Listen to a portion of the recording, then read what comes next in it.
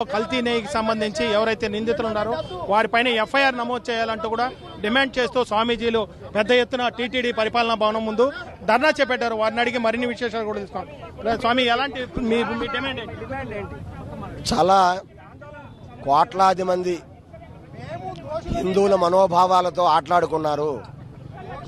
తిరుమల పరమ పవిత్రమైన క్షేత్రాన్ని వ్యాపార కేంద్రంగా మార్చేశారు.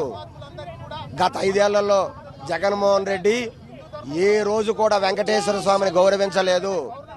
ఏ రోజు కూడా తిరుమల క్షేత్రానికి బ్రహ్మోత్సవాల సమయంలో భార్యతో సహా రాలేదు.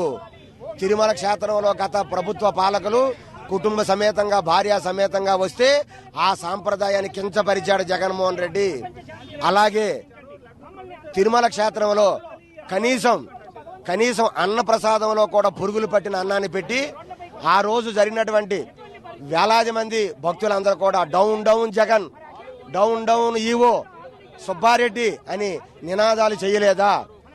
తిరుమలలో లడ్డూ వ్యాపారం, దర్శనాల వ్యాపారం సుబ్బారెడ్డి, ఏమండి ఆ రామచంద్రారెడ్డి, పెద్దిరెడ్డి రామచంద్రారెడ్డి, అలాగే చెవిరెడ్డి భాస్కర్ రెడ్డి, రోజా గారు మంత్రులుగా ఉండేటప్పుడు వారి అడ్డాగా మార్చుకొని రోజుకి వందలాది మంది దర్శనాలు టికెట్లు అమ్ముకొని ఎన్ని అఘాయిత్యాలు చేశారండి, ఎన్ని దారుణాలు కొట్టుకట్టారండి.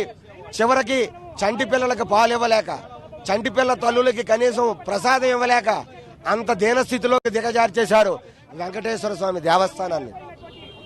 వీరి పాపాలు 1-2 కాదు, వేల తప్పులు. శిశుపాలుడు 100 తప్పులు చేసినట్టుగా వైసీపీ పాలనలో జగన్మోహన్ రెడ్డి అనే శిశుపాలుడు 1000 తప్పులు చేశాడు వెంకటేశ్వర స్వామికి. వారి ప్రసాదాన్ని అవమానించాడు. వెంకటేశ్వర స్వామి గోపురం, ఆ గోపురం సెట్ ఆయన తాడేపల్లిలో వేసుకున్నాడు. ఇంతవరకు ఏ ముఖ్యమంత్రి అలా వేయొచ్చా? వేశాడా? ఈయన వేసి ప్రసాదాన్ని ఇస్తే అర్చకులు ఆ టిష్యూ పేపర్లో పెట్టి పక్కన పడేలేదా? ఆ రోజు మన మీడియాలో చూడలేదా? అంటే వెంకటేశ్వర స్వామి అంటే అంత హీనం జగన్మోహన్ రెడ్డికి. వెంకటేశ్వర స్వామి అంటే అంత అసహ్యం. అంత అసహ్యం ఉండేవాడు మాకెందుకండి, అందుకే వెనక పంపించాం. చేదరించుకున్నారు. ఏమండి డిపాజిట్ల కళ్ళంతా